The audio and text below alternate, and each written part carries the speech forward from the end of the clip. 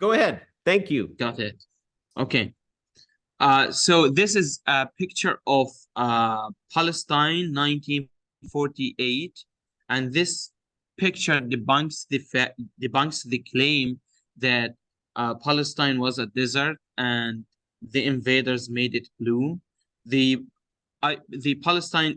this shows that Palestine was a country that was full of life, full of it was a center of trade, and it was a center of the main religions of the world. It is the land where Christianity was born, and it is the land where Islam was embraced, and it is the land where Jewish people lived peacefully with Christians and Muslims and were never discriminated against until the establishment of Israel and the establishment of the apartheid system that was imposed on the indigenous population. And this is Palestine right now. And as a Palestinian from the Gaza Strip,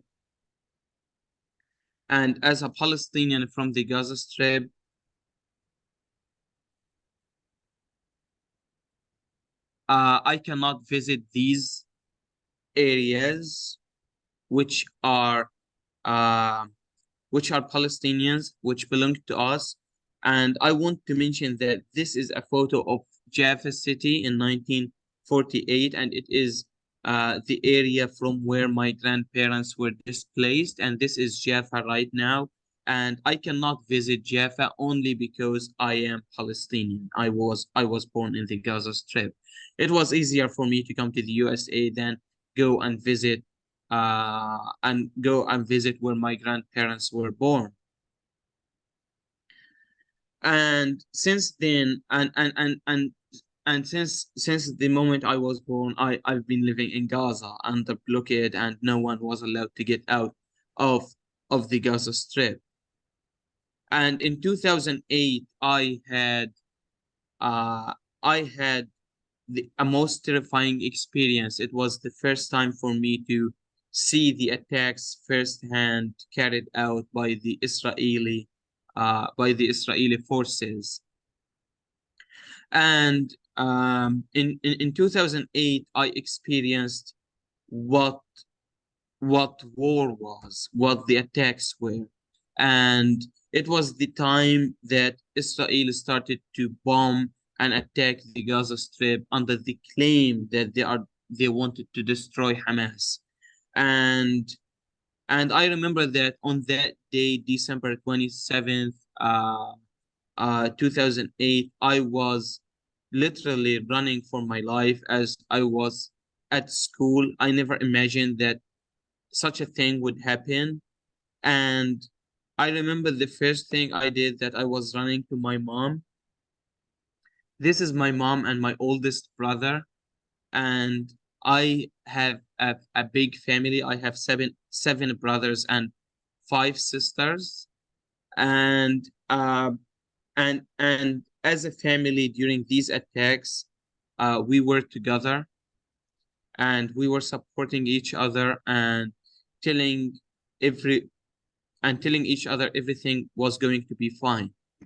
In 2012 and 2014, two main large-scale attacks were Tarek, carried out. can you advance the slide? Okay. Is it only the first slide that is sharing? It's only the Palestinians cannot visit their own lands. Sorry.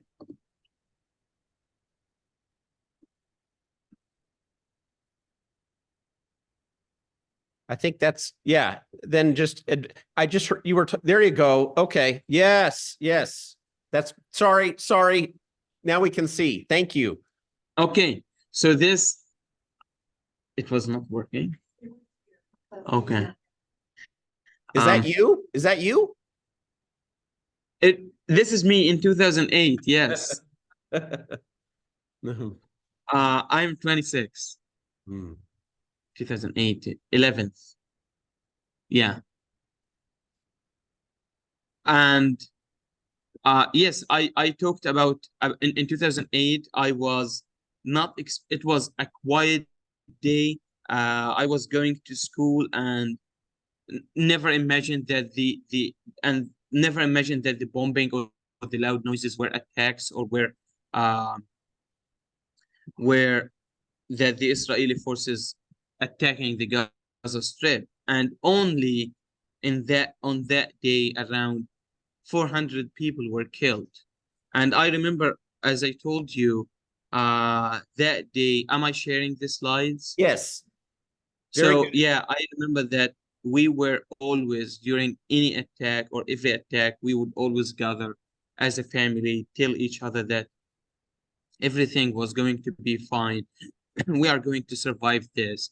Although during every attack, we would feel literally that it was our turn to be murdered and to be brutally killed, because the killing around us was always indiscriminate and it was always random.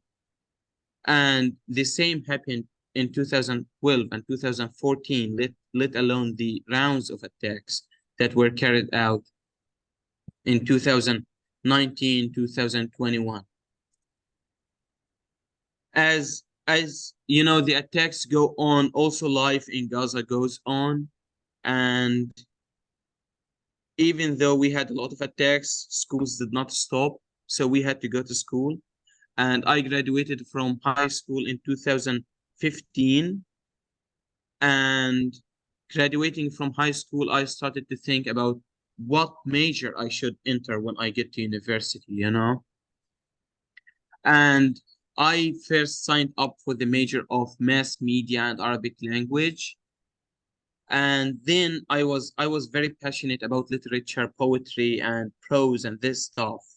And then after that, I figured out that the market needed something else. So I changed to English language.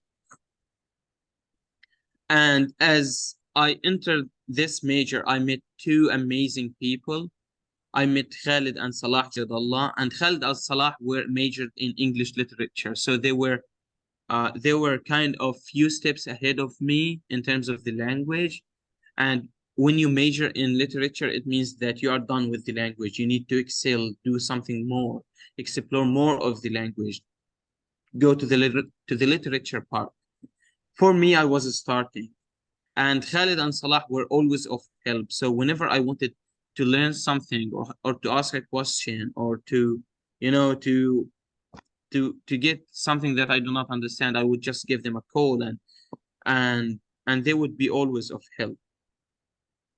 In 2018, 2019, I was an active participant of the Great March of Return. And the Great March of Return is peaceful, non-violent, community-based initiative that was held by the youth of the Gaza Strip after the different attacks carried against the population of Gaza. We wanted to do something to tell the people around the world we are only asking for our rights. We want to do something. We want to have access to our basic rights. We want the blockade to end, and we want for this miserable life to stop. And as you can see in the picture, does not need an expert. You can see the population.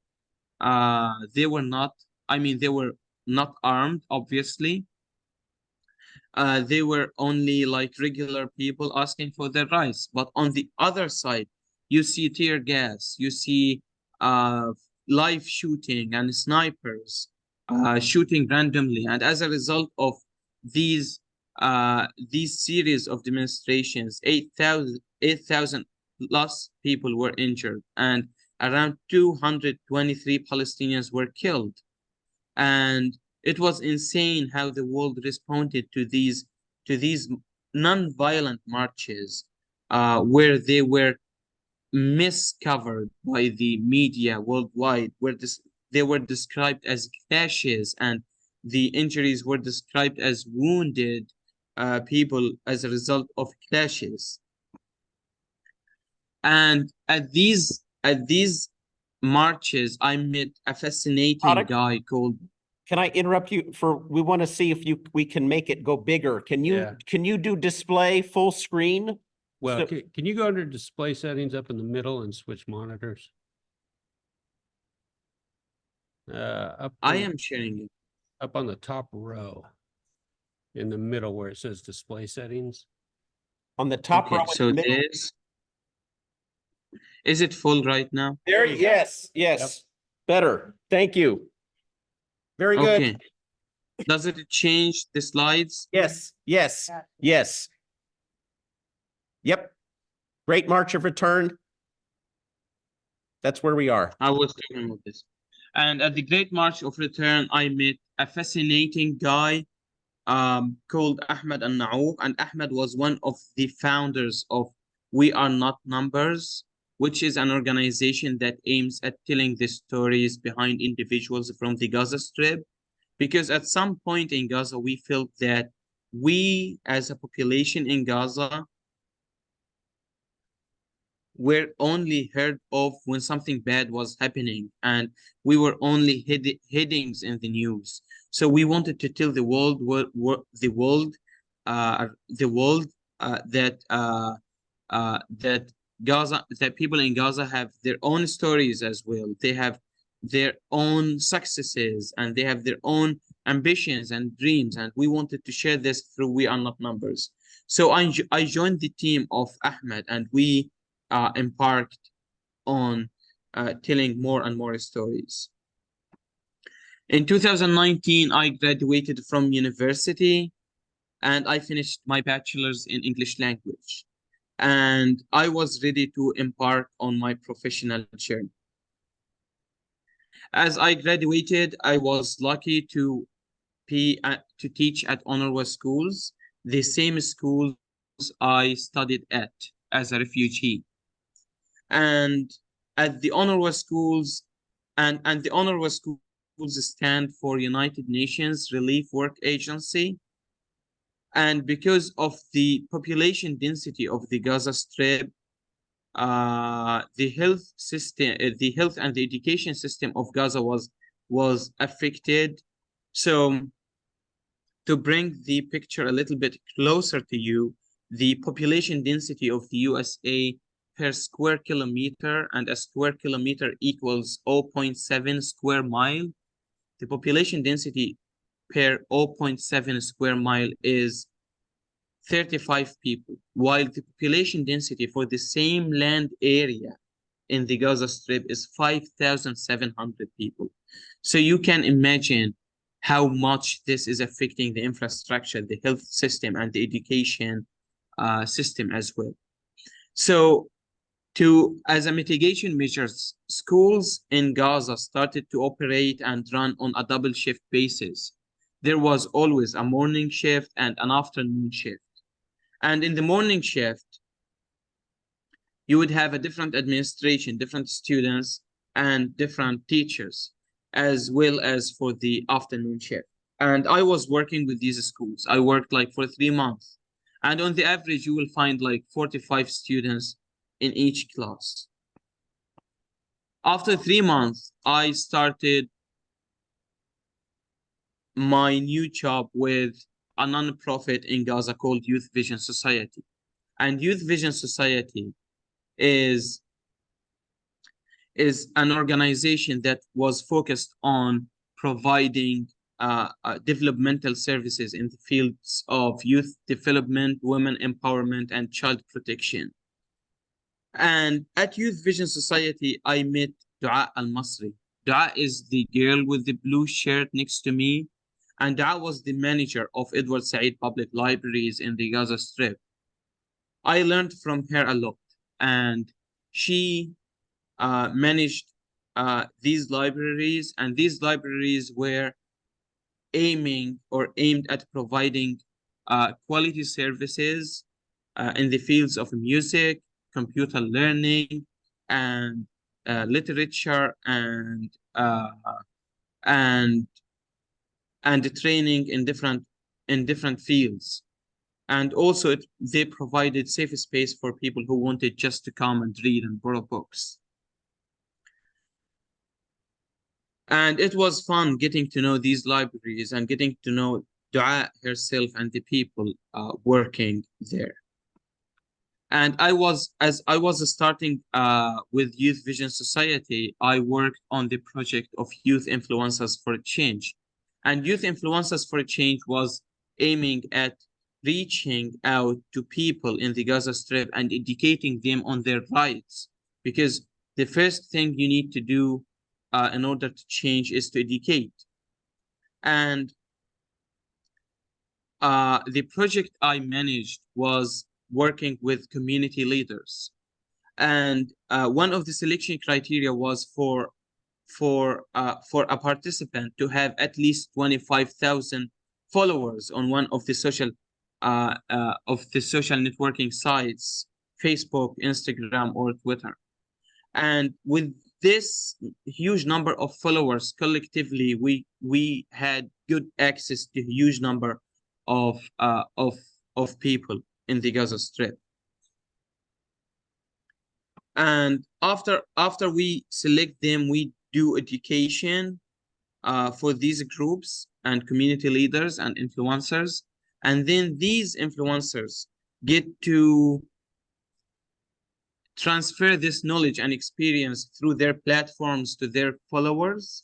And also they get to transfer this knowledge through community-based and grassroots workshops like the ones you see in the photos. As a result of this project in 2021 and 2022, I visited Sweden, and I was invited to attend a conference on NGO work in the Gaza Strip. And I discussed this project, and this project succeeded to get funded till 2027. And as I was doing this project, I embarked also on the project of Palestine Talks, as I was inspired by Ahmed al-Na'oub, and as I wanted to tell more stories about people in Gaza. And through this project, I connected with MENOPAN. MENOPAN stands for Mennonite Palestine Israel Network. And we connected writers from the Gaza Strip with editors from the USA, and together they succeeded to produce and generate well-written stories that the global and international audiences would relate to. One participant of this group was Yusuf Dawas, and Yusuf was really good at playing guitar. That I was inspired by him to start learning a musical instrument, and I selected oud. And oud is more Middle Eastern or more Eastern than guitar, but I enjoyed it for a while, and we attended the classes together. After that, and during this period in parallel, I was connected with Bluffton University. As COVID-19 hit, the cultural exchange student at Bluffton University could not travel due to COVID-19 restrictions. And professor from Bluffton was posting on Facebook that he needed to recruit students from Gaza to do virtual exchange, cultural exchange, in order to replace the in-person cultural exchange. And I reached out to him and I told him that I would be able to recruit students from Gaza for him. And we did that. And after we did the activity, I liked the activity that I wrote a project proposal of it, and I submitted the project proposal for the US consulate in Palestine. And the US consulate liked the project proposal, that they funded it with $20,000. And we conducted an official program with the US consulate and with Bluffton University. As we finished this program, Professor Paul Weaver told me that the Lion and Lamb Peace Arts Center at the University of Bluffton was looking for an international graduate assistant, and he recommended me to apply for this position. And And I really never imagined that I was going to get out of the Gaza Strip this way and come to the USA. But I applied and I submitted for this position. I submitted an application and it worked out. So now I work with Paul Weaver and I co-direct the Lion and Lamb Peace Arts Center. As I came to Bluffton, it was really hard at first to settle in. And it was, I mean, I come from a Middle Eastern family, and being one of this family, it's kind of hard to be independent. So I did not grow up kind of uh, cooking my food independently or doing the laundry, cleaning the house, you know. So I had to do all of this stuff besides, you know, working and and catching up with university assignments. And I did not have much background and knowledge about this. So my sisters and my mom started to guide me about doing this stuff. And I remember, like, there was a time I was frustrated. My sister Reem told me that she was going to keep her phone 24/7 connected to the Wi-Fi, and whenever I needed something, I would call her, and it worked. And then earlier last year, October last year, attacks on the Gaza Strip were launched, but this time on a very, very large scale. And it is under the same claim that we want to destroy Hamas. And as a result of these attacks, Khalid and Salah Jadallah with their families were killed.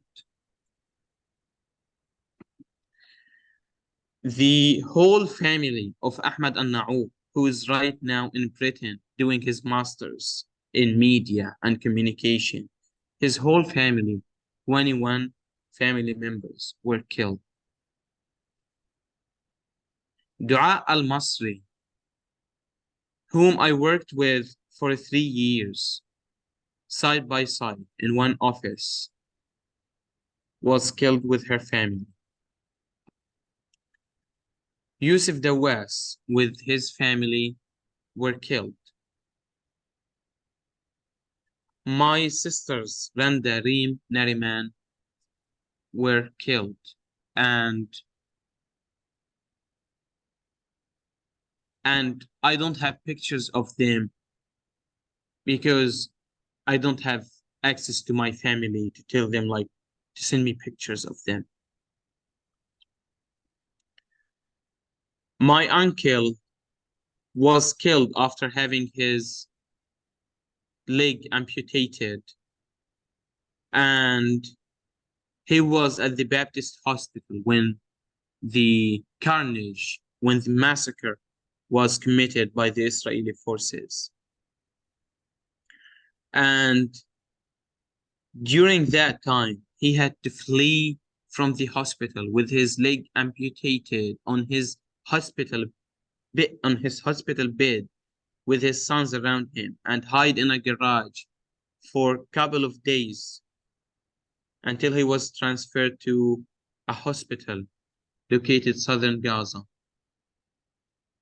At that time, his state was deteriorating, that he could not survive, and he passed away.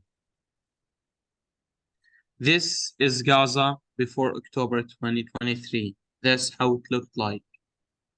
A city full of life, people vibrantly dreaming and seeking to achieve their goals and ambitions, and people trying to tell the world that they wanted their rights to be returned to them, and they wanted to have access to their basic human rights. And this is Gaza right now. It has been turned into a burnt land, with all the population being transferred and displaced into the southern part of Gaza. At this moment of grief and in the end of this presentation, I would love to dedicate a minute of silence for all the lives lost in this conflict, in these attacks against Gaza.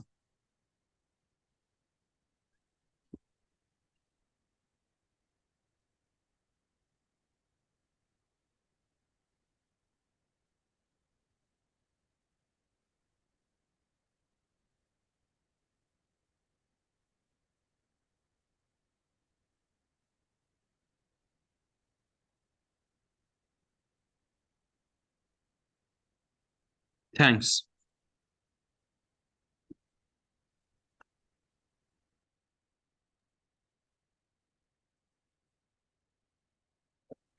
Thank you, Tariq.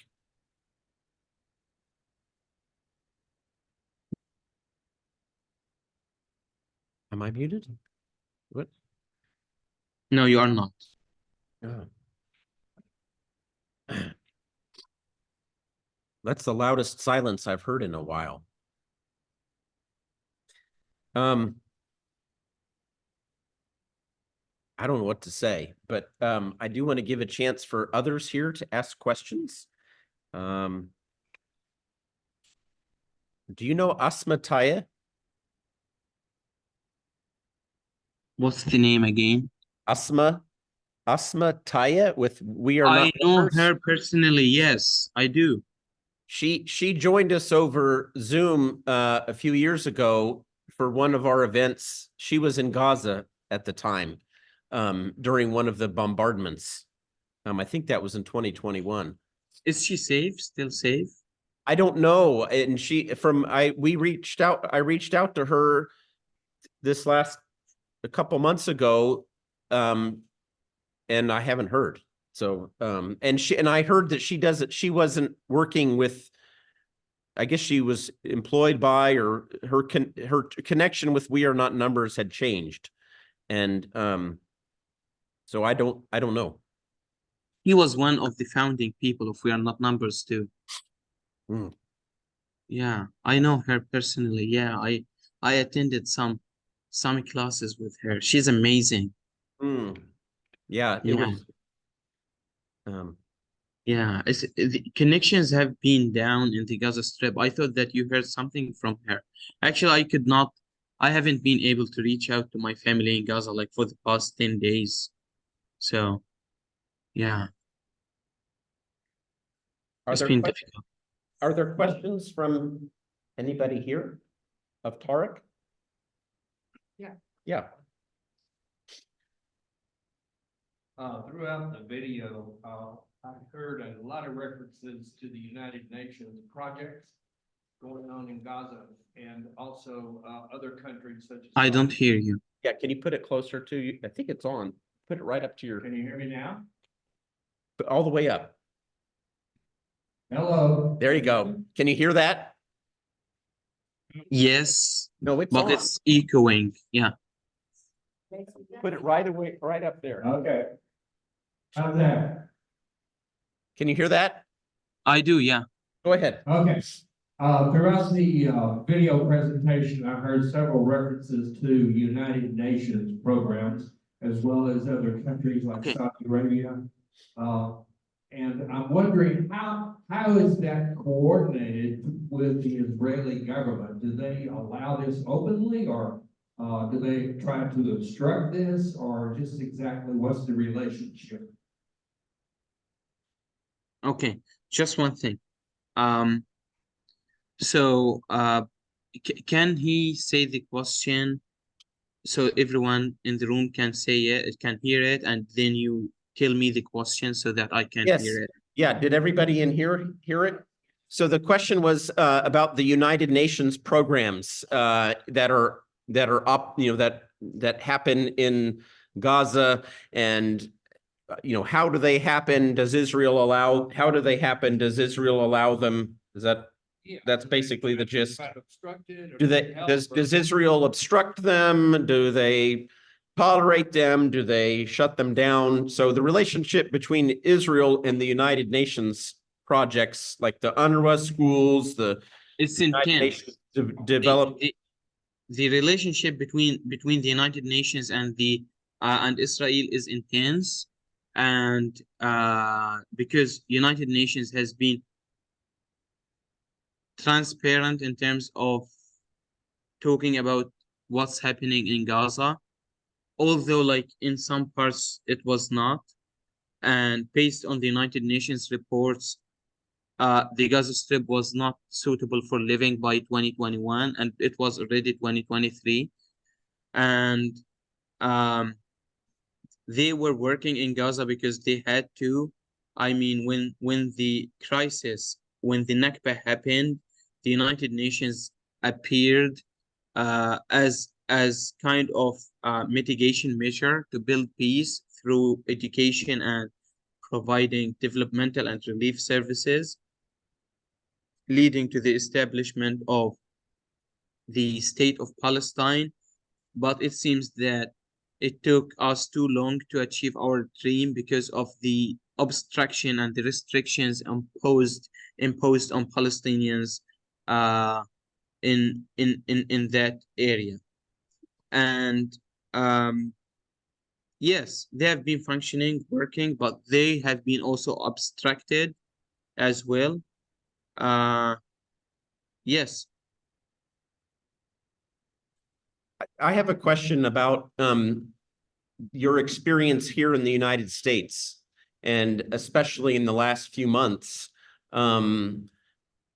What surprises have you experienced as a Gazan in the United States in the last few months that you might be willing to share?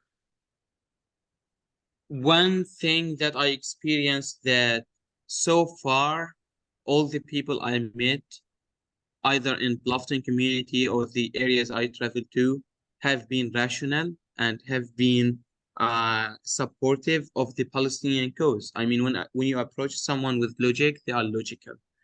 And I feel the US administration has been standing in the middle on the way between the US people and the peoples around the world because of the foreign politics and because of the foreign policies that they take and the political positions that they stand on.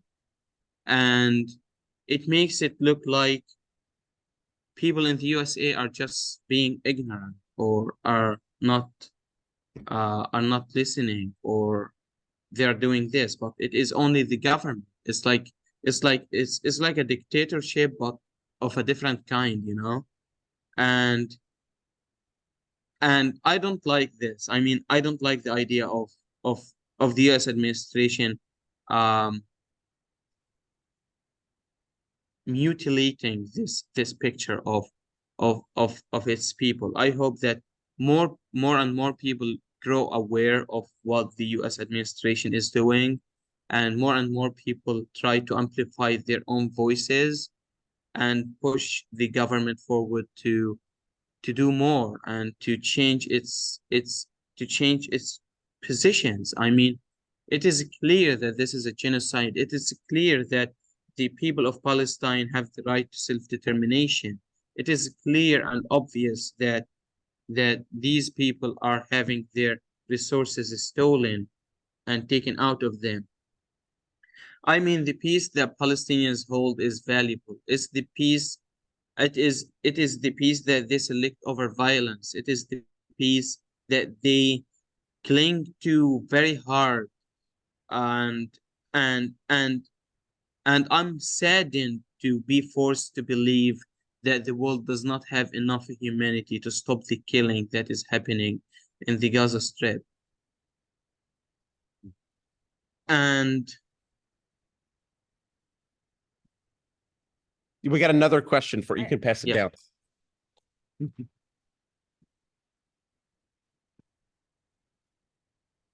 Hi, thank you for sharing your story. And I'm so very sorry about the loss of your family, your friends, and your mentors. One of the things that I've seen in the Closer. dehumanization, so Should I go from the beginning? Yeah, start over. Keep it really close so it's loud. Sorry, hello. I wanted to thank you for sharing your story. I know that was difficult. And I want to say I'm so very sorry for the loss of your sisters, your friends, and your mentors. One of the things I see is the dehumanization of the Palestinian people. Vilification of the culture is negative. But what I want to ask you is, as a human being, how are you coping? And what are you feeling? And what can we do as ordinary citizens to help? Were you able to hear that, Tariq, or should I repeat it? I'm waiting for you to Repeat say it. it. Yeah. Okay. Okay. All right. Gotcha. So I will repeat it, and I'm learning as I go. They said to have everybody who wants to ask a question come up to the computer. I was going to suggest that. Okay. I'm a slow learner. What can I say? No, So she expressed some sympathy for your loss, both of your family and of your friends and of your mentors. And I think part of the question was, there were a couple parts to the question. One is, how are you coping as a human being with this? And another part of the question, I think, was, what can ordinary citizens here do? Is that fair? Yes. I actually, as the attacks started on the Gaza Strip, it was frustrating to get such shocking news about friends, and I never imagined that I would get such news about family members. And it was really heartbreaking and heart-wrenching and heart-aching, and no words in the world can describe the pain that one can suffer when such an amount of loss happens during such a period of time.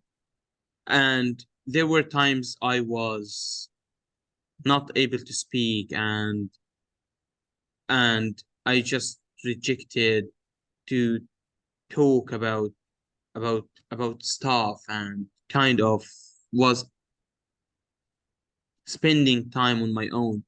But then I thought about it, and I found you might have heard of Wael al-Dahduh. Wael al-Dahduh is a local correspondent in Gaza that is a true local and global heroic figure that we look up to. And in every crisis he went through, he was showing up the same day on Al Jazeera news agency, and he he would report on what's happening in the Gaza Strip. First time his wife and his daughter and his son were killed, and then there was an attempt to assassinate him, and his friend was killed, Samir Abu Dakka. And then his son, after a few weeks, Hamza and Mustafa Abu Thuraya were killed, and he was showing up every day. So I feel that it is kind of responsibility to speak on behalf of the people of Gaza, as they are now cut off the world. Connections are down. Nothing is getting into the Gaza Strip. Collective punishment is imposed on them. I felt being in the USA might be as a message that I need to speak on their behalf. So I always keep myself reminded that I need to do this. And as ordinary people, we always get to be creative when we want to do something. And I do not want to stop this creativity and tell you what to do exactly. But people have been calling their representatives and have been participating in rallies and protests. But I always believe that there's something more that we can do, something new ways that we can get our voices amplified, and we can get more and more people hear us. I think thanks. I think we have time for a couple more questions if you have time for just a couple more. Do we have any other questions? You come up here and ask up here. I have 10 minutes. Okay, that sounds I good. was in an event earlier and the people with me, yeah. Go ahead. So Hi. I was speechless after your presentation, but I have a question for you. How did you like feel when you were like in a like real life battlefield, like when you first experiencing the wars and everything like that? That's my question for you. So what was my feeling? First, the Gaza Strip is not a battlefield. It is a city that was flourishing and that was full of people who were trying to live their lives. So I was not thinking of it as a battlefield. And in 2008, I remember that I could not identify the loud noises that I was hearing. And then I figured out that it was an attack, and they started to say attacks. And then we started like to get more used to, sadly, to hearing this and seeing this. It was not a good experience. Not a good experience. Yeah. Is there any other are there other questions? Thanks for asking.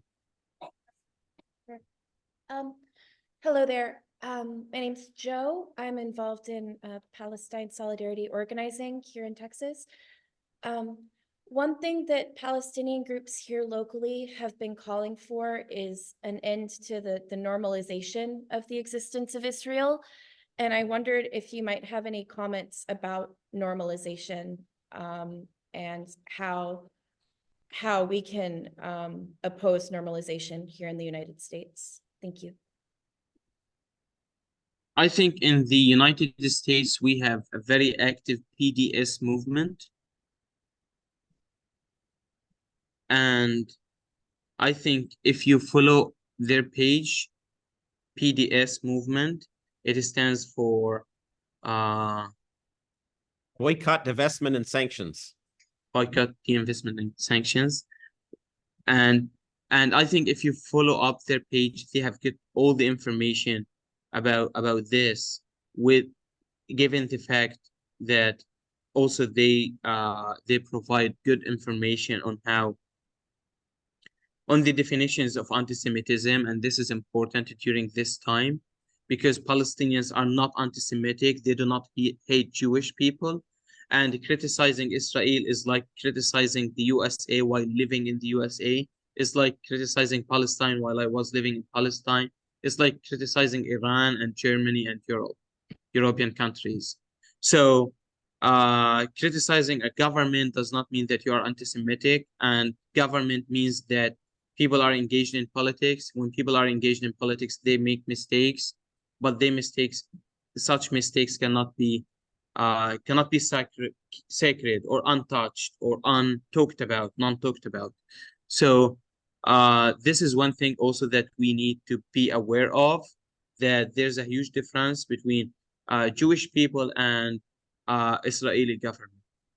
Jewish people lived peacefully before the establishment of the apartheid system in Palestine, with Palestinians, with Muslims, and they lived in Morocco, they lived in Egypt, they lived in different countries in the Middle East, and no one touched them. No accidents were reported during that area of Jewish people being killed because they were Jewish, or being attacked because they were Jewish. And anti-Semitism is a term that was born in Europe, not in the Middle East, you know. And all the bad things that happened to Jewish people happened in Europe. And when Jewish people came to Palestine, they found haven, and they were trying to flee from anti-Semitism. But it is also not at the cost of Palestinians' lives and lands, and it is not at the cost of establishing an apartheid state where people living under this state should be oppressed and suppressed. And and their reaction should be okay. I'm able to live with this. Resistance, yeah. Maybe. Good evening. Thank you so much for your presentation. We get such a one-sided view in our country of this conflict. And I remain very one-sided in my view because I'm getting a clear presentation from Craig. And so I have a one-sided view here. And it's not the one that I get from my media in this country. But I'm a little confused about the Palestinian view of Hamas. Could you clarify that for me? In 1995, Oslo Accords were signed, and Oslo Accords were peace agreements that were signed by the Israeli government and the Palestinian leadership and government. And they aimed at the establishment of the state of Palestine, the Palestinian dream, and we started to achieve this dream. We built an airport, we built a port, a seaport, and we started to see the roads getting built, and it was getting successful. And at the time, the far-right movement in Israel did not like this, so they killed and assassinated Isaac Rabin, the president of Israel, and they killed Yasser Arafat, the president of Palestine, to fail these agreements. But the Palestinian leadership kept hold of these agreements and kept being peaceful and asking for rights non-violently. But it did not work. One of the terms of this agreement was to stop the expansion of settlement. And at the time there was 100,000 settlers in the West Bank. Now it is 850,000 settlers in the West Bank. And this came at the cost of Palestinian lives and lands. And establishing a settlement means basically to walk into someone's house, kick them out, tell them, I like this house, I'm going to build a farm here or build a city there. And as a reaction to this, a far-right movement was born called Hamas. Hamas thought that militant resistance should get back to fight this, because when someone walks into your house and kicks you out, the normal reaction wouldn't be, as a normal reaction, it wouldn't be that, okay, I'm going to get out, I was waiting for you to take my house. The normal reaction is that you defend your house, you defend your family, you defend your kids. And that's how Hamas was born. When Hamas, and Hamas came to elections in 2006. They came to elections in 2006 because people in Gaza felt afraid that their lands would be taken out from them as what was happening in the West Bank. But it's not working. It's kind of, the peace agreements are not working. The resistance is not working. I feel that Israeli government should be pushed and should be pressured by global and international powers to stop what they are doing and to be logical and to stop the genocide that they are committing and the carnage for only economic and financial interests. Thanks for the question. Thanks. One last question. Okay. Okay, so Again, hi. So do you know any organizations that support Palestine? I do, yes. There is an organization that is called Middle East Children's Alliance, and Middle East Children's Alliance, and they have been succeeding to channel funds to the Gaza Strip. Thanks for asking this question. It's important, yeah.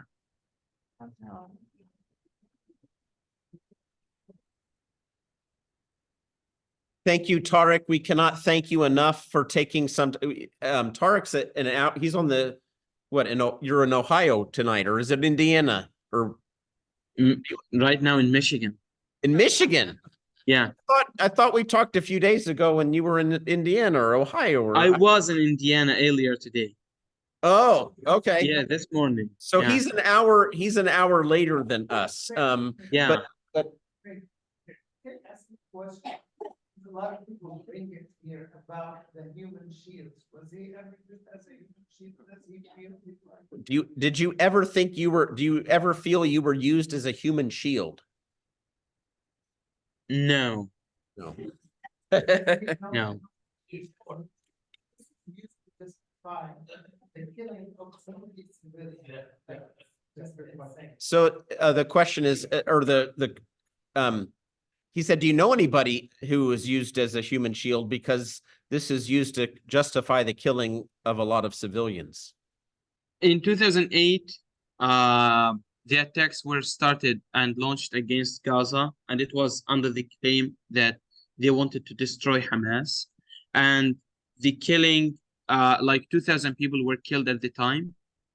And at the time, Hamas was newly elected in 2006, and Hamas at the time was not having the weapons it possessed today, and the killing was happening against civilians. In 2012, the same happened. 2014, and under the claim of destroying Hamas. But it seems that they now want to empty the Gaza Strip, and they want the land because it's on the beach, you know. And so now they are committing this huge genocide that is demonstrated and proven by every way, and that we are seeing it. I mean, South Africa is now filing a genocide against the Israeli government. I mean, if it's not a genocide, it's a war crime. If it's, I mean, it cannot be something less than that. And you tell me, sorry, not you personally, you tell me that you cannot criticize the Israeli government, and the Israeli government is justifying all of this killing because of, I mean, right now, all of the Gaza Strip now is in southern Gaza, and all of them are displaced. When they fled their homes and their houses, they barely got their clothes with them. So what's the need now for the bombing? What's the need for the ground invasion right now and taking over the Gaza Strip? It does not sound right. Thank you, Tariq, for taking time and sharing not only your time, but your heart with us. And yes, thank you from everybody here. And many blessings to you, and especially to your family and all of your relationships and connections in the Gaza these days. There are people here who whose heart hurts. But thank you very much. Thank you again. I appreciate this. Thanks, and thanks for the invitation. Thanks for taking the time to attend this. Thanks. Have a good night. You too. Bye-bye. Bye.